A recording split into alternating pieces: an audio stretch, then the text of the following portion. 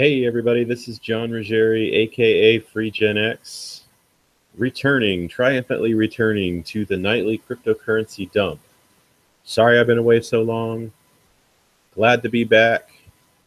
Been looking into all different sorts of things here in the local Bitcoin and cryptocurrency and blockchain scene. Been to 3 meetups. Met a lot of new people. Got some people, former Bitcoin and Litecoin GPU miners, back off the bench, dusting off their old rigs, getting out there and GPU mining these altcoins again. So quick look at what I'm doing here on my mining. Looks like I got all my old cards, my HD 97 or 7970s rather, and my R9 280Xs. They are mining Zcash.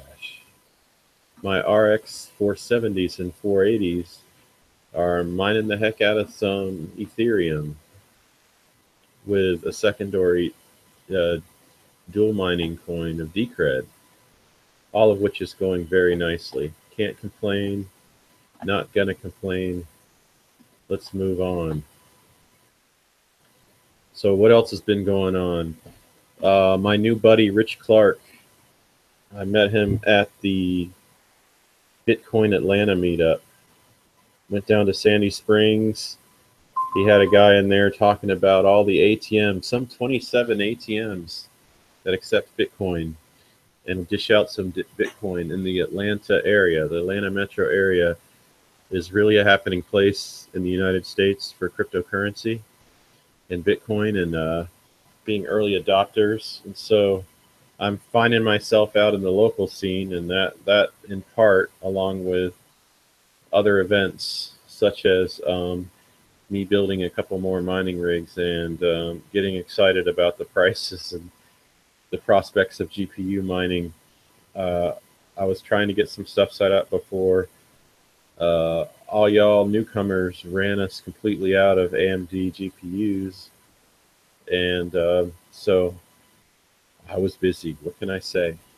So after meeting Rich Clark at that first Atlanta Bitcoin meetup, I went out and I really started to get excited about the local scene. Got myself a hat and a Bitcoin shirt, and I'm like, I'm gonna go do this again. This was a lot of fun. And so I was texting with Rich, and he says, maybe we should do a GPU mining topic for the next Atlanta Bitcoin meetup. And sure enough, that's what we did. Rich did a whole presentation. You can find it on my YouTube channel. It's the only one I've posted recently. So you can see Rich's PowerPoint there and him talking about mining and how the blockchain works and how the difficulty increases and GPU mining versus ASIC mining. There's a lot of information there. It's there for you to see. If you are in the Atlanta area and you want to be a part of the Atlanta Bitcoin Meetup, the link is down below. Get on the Meetup app or on meetup.com and based on my link there, and go ahead and join us the next time around.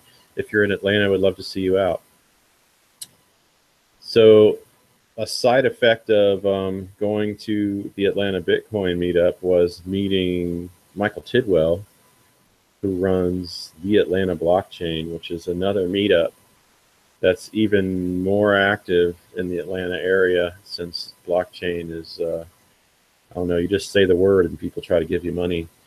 And Michael was cross-promoting a discussion he was going to have about the scaling debate for Segwit.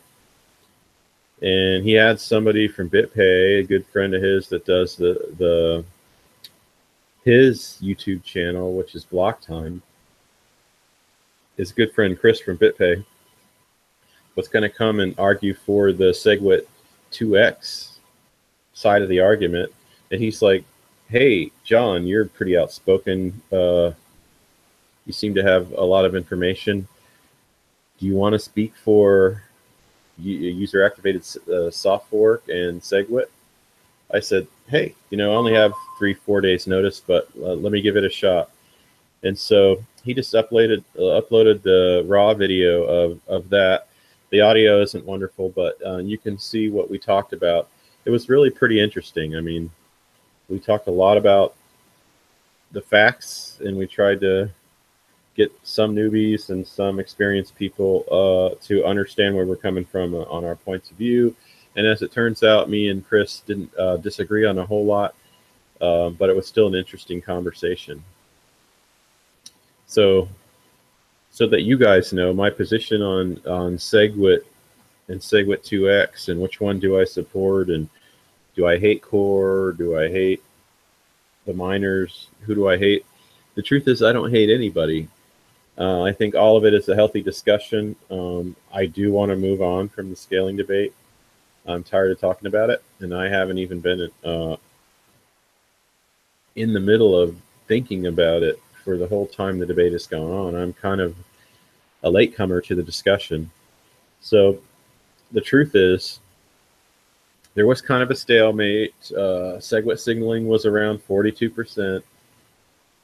The Bitcoin Unlimited idea and software that went along with the original idea, where the miners control how big the block size is, and it's dynamic, and it's constantly kind of at the will of the strongest miners. That was a little bit scary to me. And since we've talked about this on my channel here, obviously Litecoin has officially activated Segwit, and by no means are the blocks full, and can we really see how it helps Litecoin scaling, because Litecoin wasn't anywhere near a scaling threshold. So it's helpful to see it running on a live blockchain that has value, and it not fundamentally breaking in any way. But it's not helpful in helping with the debate one way or the other, whether we should go one way or the other. What is kind of earth-shattering since we talked last is this BIP148, which is basically the forced compliance by the user nodes to go to Segwit. So after August 1st, you got to go to Segwit, or your block will be orphaned. If you signal a block without Segwit, your block will be orphaned. Well, this kind of forced the issue. The idea that we're calling it a user-activated soft fork is disingenuous and a little intellectually dishonest. But on the positive side, nothing was going to move forward unless somebody really made a bold move. And this was a really bold move.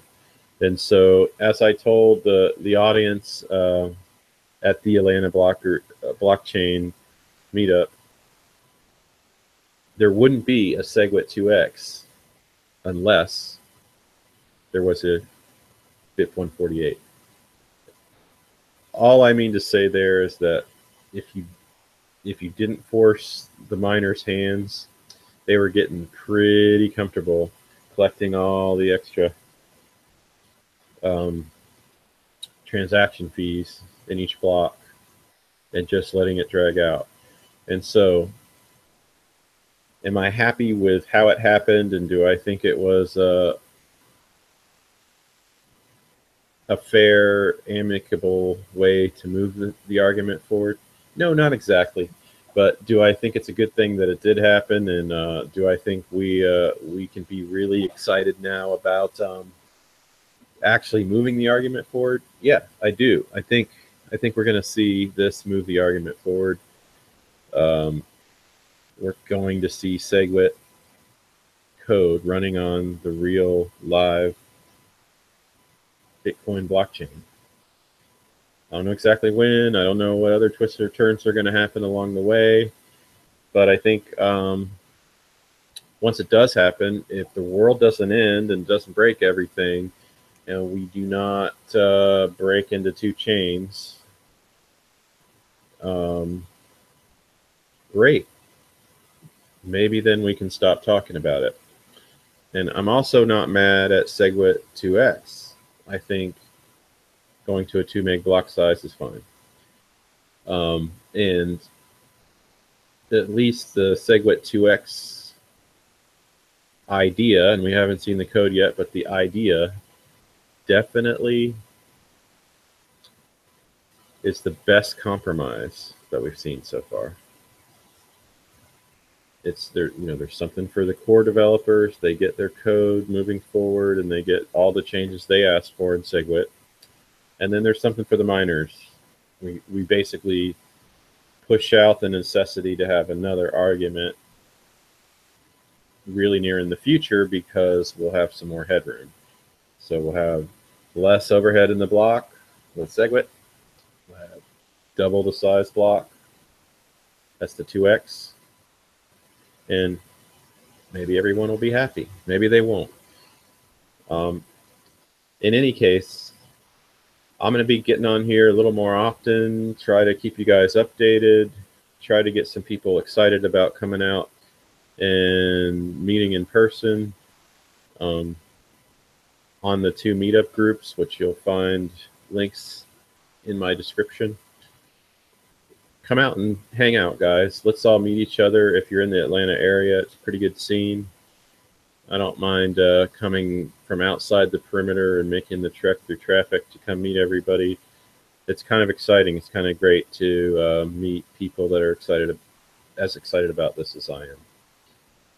Anyway, this is all I have for tonight. Signing off, this is John Ruggieri, AKA FreeGenx. Until next time, this is the Cryptocurrency Nightly Dump. Talk to you later.